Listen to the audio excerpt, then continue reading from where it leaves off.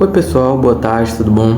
Hoje a gente vai falar sobre mais uma aula de cirurgia envolvendo a prevenção e tratamento dos acidentes e complicações de cirurgia oral, né? Então, durante a realização do procedimento cirúrgico, alguns fatos, alguns eventos podem ocorrer, eventos esses adversos, que provavelmente não estão planejados para acontecer durante a cirurgia. Eles podem acontecer desde a luxação de um dente adjacente à fratura mandibular, né? O melhor modo de evitar esses tipos de acidentes e complicações é um bom planejamento cirúrgico para prevenir que eles aconteçam, tá? Então, como prevenir as cirurgias orais, né? Fazer uma cirurgia bem planejada, avaliação minuciosa, anamnese, exame clínico, né, exames de imagem e treinamento no que diz respeito a cuidado, cautela e experiência do profissional, né? Complicação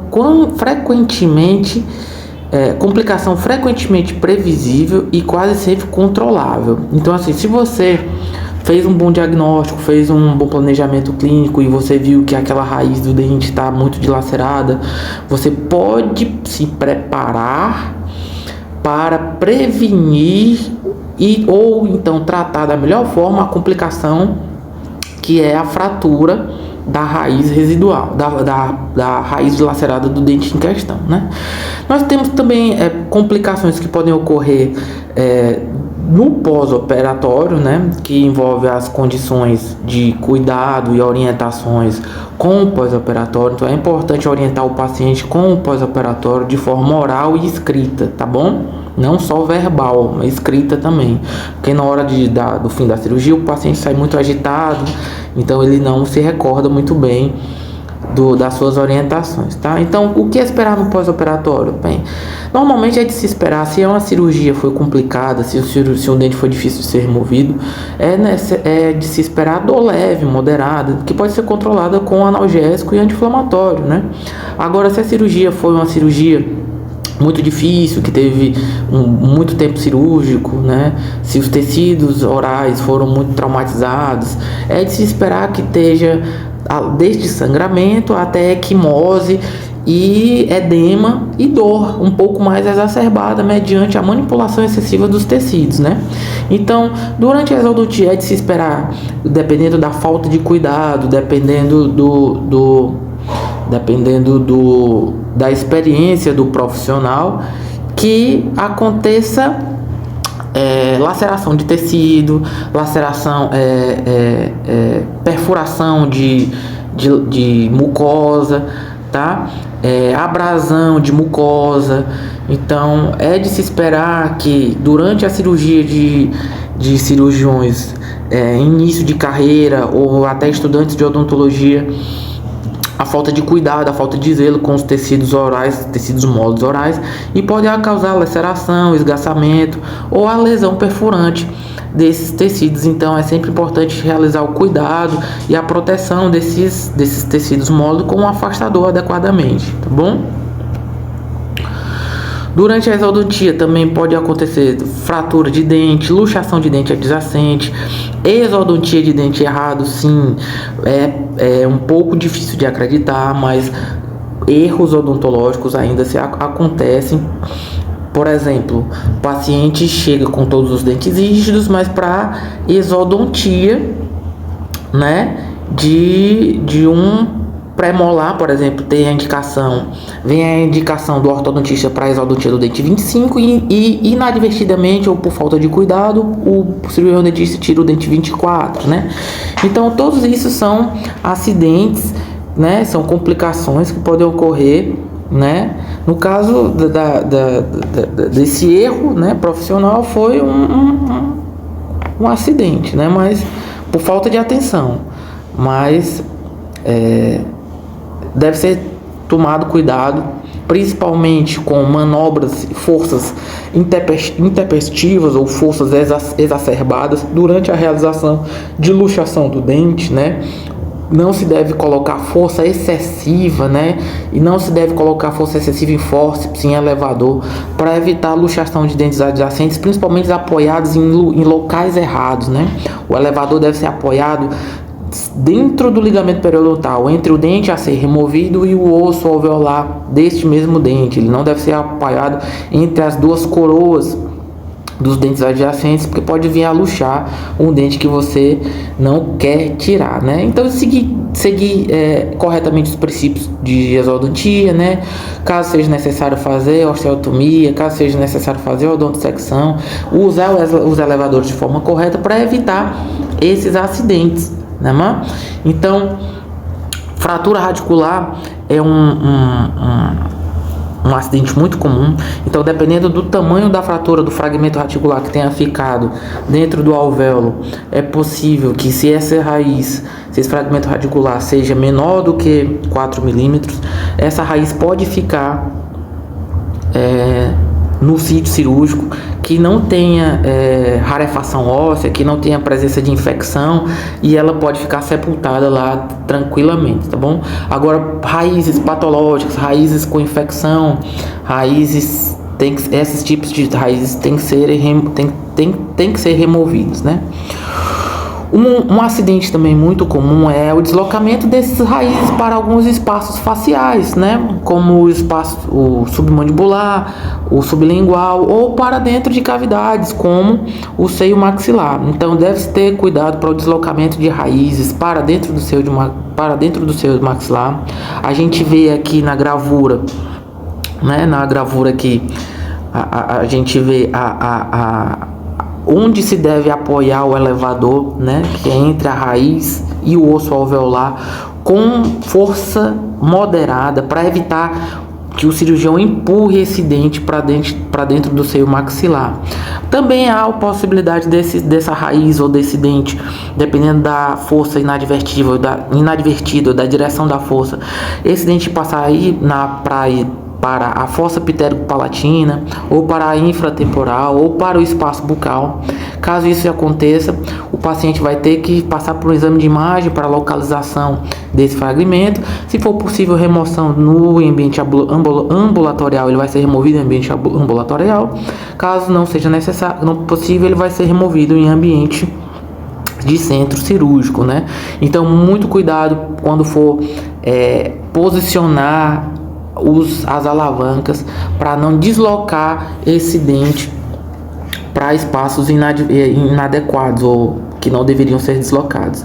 Um acidente que pode ocorrer também é fratura de fragmentos. Por exemplo, agulhas anestésicas muito longas não devem ser introduzidas completamente, né, na região quando se for anestesiar, porque essa agulha pode fraturar, e caso frature, ela vai ficar presa em mucosa. Então, é a necessidade de uma tomografia e um planejamento cirúrgico para a remoção desse dente, tá bom?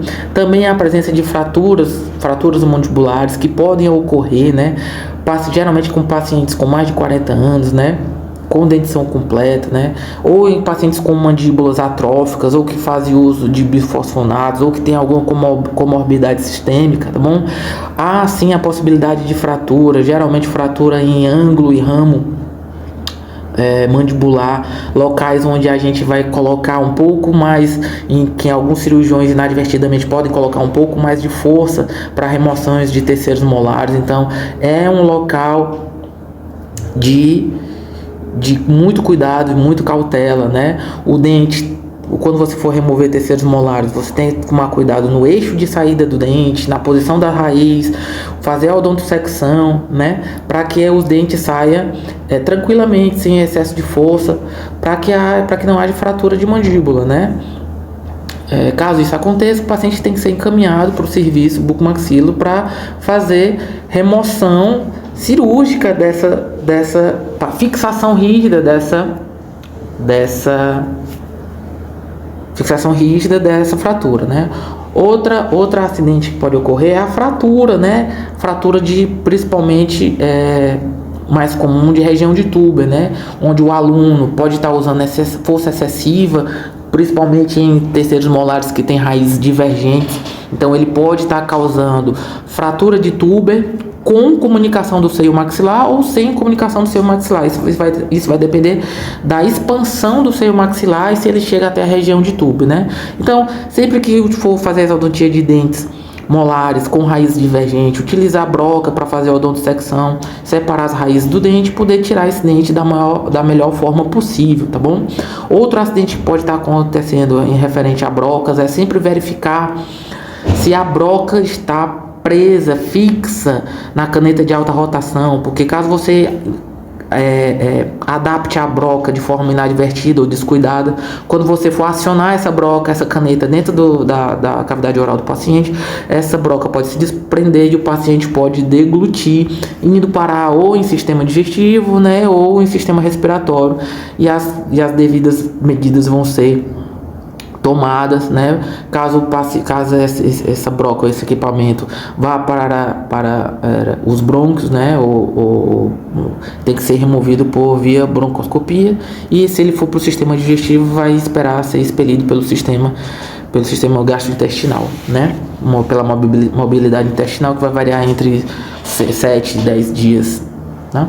Outra complicação que pode ocorrer é a comunicação buccosinusal. A comunicação buccosinusal é a comunicação entre a cavidade oral e a cavidade e o seio maxilar, que pode ocorrer em dentes que tenham um íntimo contato, que tem as pontas das raízes, os ápices das raízes estão muito próximas ao soalho do seio maxilar. Então, durante a exodontia desses dentes deve ser tomado cuidado, deve ser feita a odontosecção e o planejamento deve ser cuidadoso para evitar esse tipo de comunicação. Então, sempre que possível fazer um planejamento adequado, pedir exame de radiografia, caso necessário pedir tomografia, né, e planejar a cirurgia da melhor forma possível, tá bom?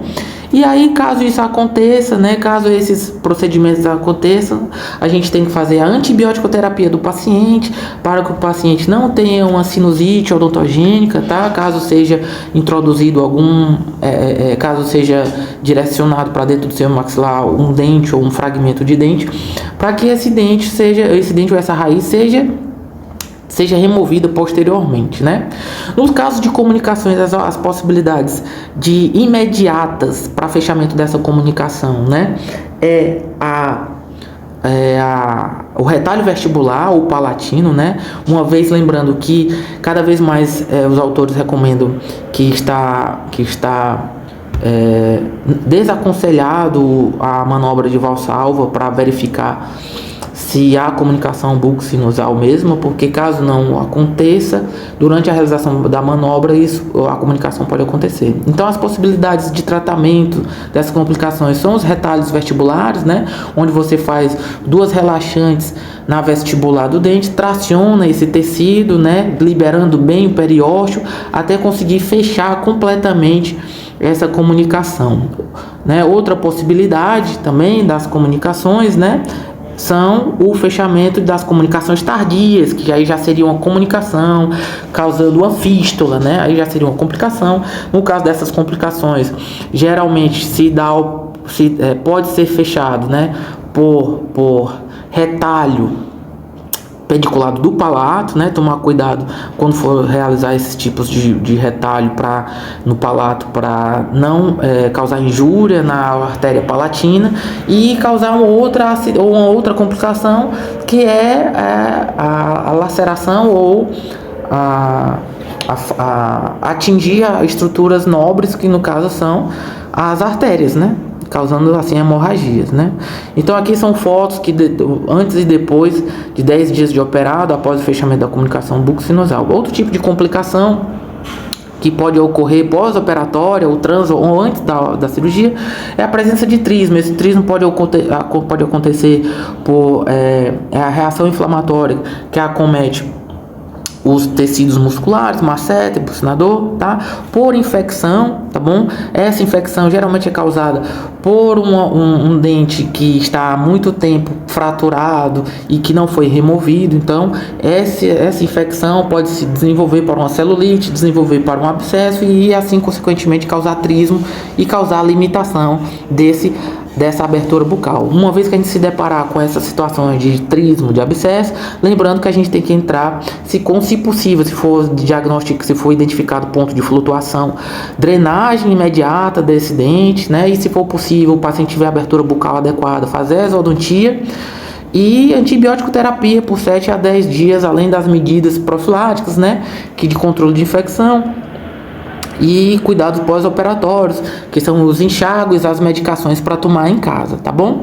Outra complicação são as osteomielites ou as alveolites, que podem acontecer uma complicação depois das exodontias, né? Então a gente já ouviu falar em alveolite seca, alveolite úmida, geralmente acometendo pacientes que têm algum tipo de comorbidade, paciente fumante, paciente diabético, ou paciente que tem alguma discrasia ou algum comprometimento sistêmico, geralmente ligada à imunidade. Então, por falta de, geralmente, higiene, ou por falta do paciente ser 100% saudável, ou por causa de, alguns autores falam até de atividade fibrinolítica excessiva, ou seja, por algum motivo o paciente degrada o coágulo que estava dentro do alvéolo, causando esse tipo de alveolite, que deve ser tratada, né, dependendo do caso, com irrigação, curetagem e medicação para controle de dor e de inflamação, né?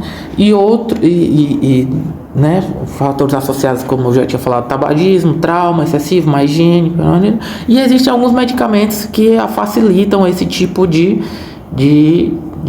prevenção de alveolite. Outra complicação é a hemorragia. A hemorragia já é relacionada com alguma discrasia sanguínea do paciente, discrasia essa que pode ser momentânea, pode ser uma anemia leve, tá bom? Então sempre fazer o planejamento adequado, pedir o TP e o TPPA, né? O TTPA, que é os exames para verificar a cascata de coagulação do paciente, e fora isso, né, fazer as medidas adequadas, as orientações adequadas e verificar sempre o histórico médico do paciente. Lembrando que após a exodontia, o coágulo deve estar bem firme no local, deve estar bem preso com fio de sutura e o nó cirúrgico adequado, né? E se for o caso, esse paciente deve ser tratado por um hematologista, fazer reposição de vitamina D, se for o caso, ou uso de transamin, ou algum uso de hemostático tópico, auxiliando as medidas cirúrgicas de sutura, né? Aqui a gente vê paciente logo após a exodontia fazendo o tamponamento da região com gases para estabilizar o coágulo e logo em seguida a realização da exodontia. Existem alguns meios também para facilitar esse estabelecimento do coágulo, que são os esponjas de fibrina, que vão estabilizar ainda mais o coágulo na região, né? Então, como considerações finais, realizar cirurgias que estejam dentro das limitações das suas habilidades, né? Isso vai depender da curva de aprendizagem do paciente, do profissional, né? Quanto mais experiente, melhor o desempenho técnico dele, né? Tenha em mente que recomendar um especialista é uma opção que deve ser sempre exercida. Então, sempre que você se deparar com uma situação que fuja da sua alçada, encaminhe para um profissional que tem mais experiência, né? E em algumas situações não é apenas uma obrigação moral, mas também uma prudente administração do risco legal, né? Lembrando que nós respondemos ao Código de Ética e respondemos também por eventuais casos de imperícia, imprudência e negligência, né?